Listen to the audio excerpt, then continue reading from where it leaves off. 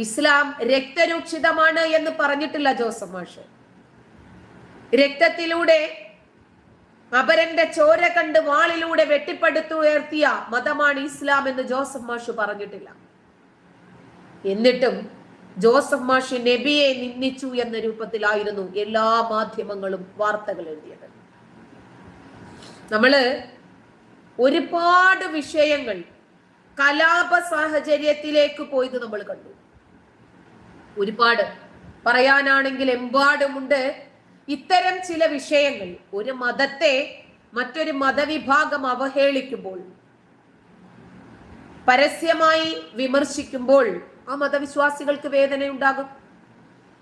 ഇസ്ലാമിക രാജ്യത്ത് ഒരുപാട് കലാപം നടക്കുമ്പോൾ, യുദ്ധം നടക്കുമ്പോൾ ഈ ഇസ്ലാമിക രാജ്യത്ത് നിന്ന് അഭയാർത്ഥികളാക്കപ്പെടുന്നത് മുസ്ലിങ്ങൾ തന്നെയാണ്.